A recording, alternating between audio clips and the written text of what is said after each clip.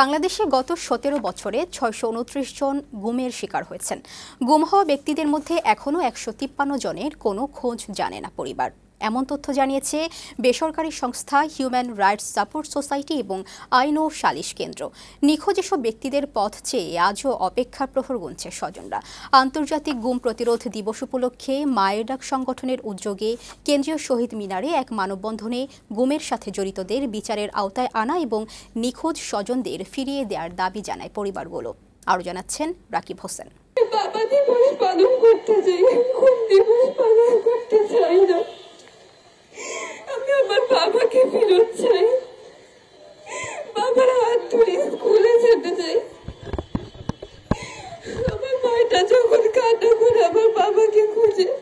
এভাবেই কান্নাজড়িত কণ্ঠে প্রাণপ্রিয় বাবা পারভেজ হোসেনকে ফিরে পাওয়ার আকুতি ছোট্ট শিশু আদিবার। কবে ফিরবে বাবা জানে না সে, শুধু জানে বিএনপি রাজনীতি করায় ২০১৬ সালে হারাতে হয়েছে প্রিয় বাবাকে। শুধু আদিবা নয়, আদিবার মতো এমন শত শত স্বজন আজও অপেক্ষার প্রহর গুনছে প্রিয়জনকে ফিরে পাওয়ার। তাই তো গুম হয়ে যাওয়া ব্যক্তিদের স্মরণে পালিত হচ্ছে আন্তর্জাতিক গুম প্রতিরোধ দিবস। সকালে মায়ের ডাক সংগঠনের উদ্যোগে কেন্দ্রীয় শহীদ মিনারে জড়ো হয় স্বজন হারানো এমন বহু পরিবার।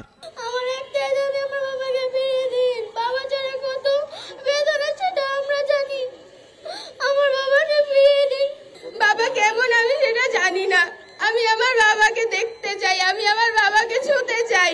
মানববন্ধনে গুম হওয়া প্রত্যেক ব্যক্তিকে দ্রুত খুঁজে বের করে পরিবারের কাছে ফিরিয়ে দেওয়ার দাবি জানান ভুক্তভোগীরা।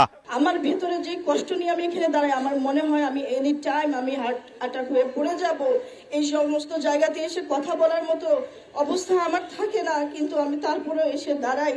সেনাপ্রধানের কাছে বলতে চাই, আমাদের সন্তান কাউকে ফিরিয়ে দেন, আমার মারা জানলে আমার সন্তানদের মুখ দেখতে পারি। যে মায়েরা তাদের সন্তানের জন্য অপেক্ষা করছে, দিনের পর দিন রাতের পর রাত তারা খুনা ঘুমিয়ে আছে, আপনি প্লিজ আমাদের দিকে তাকান। গুমের সঙ্গে রাষ্ট্রীয় বাহিনী সহ শেখ হাসিনা সরকারের মদত ছিল উল্লেখ করে জড়িতদের বিচারের দাবি জানান স্বজন হারানো পরিবারগুলো। ফ্যাসিস্ট সরকারের পতন হয়েছে, কিন্তু তিনি দিল্লিতে বসে বাংলাদেশের মধ্যে চক্রান্ত করছেন। তাকে ধরে আনতে হবে, তাকে বিচারের সম্মুখীন করতে হবে। বিপ্লবী একটা সরকার আছে, কিন্তু যে অফিসাররা তাদের আটকে রেখেছিল তাদের একজনকেও কি গ্রেফতার করা হয়েছে? এই হাত তাদের ভেঙে দিতে হবে, তাদেরকে ডেজিগনেট করতে হবে। শুধু বাংলাদেশের স্বাধীনতা এবং নিরাপত্তা রক্ষা ছাড়া কোনো কর্মে তারা লিপ্ত হতে পারবে না। বেসরকারি সংস্থা হিউম্যান রাইটস সাপোর্ট সোসাইটি এবং আইন ও সালিশ কেন্দ্রের তথ্য অনুযায়ী বাংলাদেশে গত ১৭ বছরে গুমের শিকার হয়েছেন ৬২৯ জন। গুম হওয়া ব্যক্তিদের মধ্যে এখনো ১৫৩ জনের কোনো খোঁজ জানে না পরিবার। সত্যটা বের করতে হবে, জানতে হবে আমাদের কি হয়েছিল। আর রাগঢাক দেওয়া যাবে না, প্রশ্রয় দেওয়া যাবে না, কোনো ধরনের মিথ্যাকে প্রশ্রয় দেওয়া যাবে না। রাকিব হোসেন, বৈশাখী সংবাদ, ঢাকা।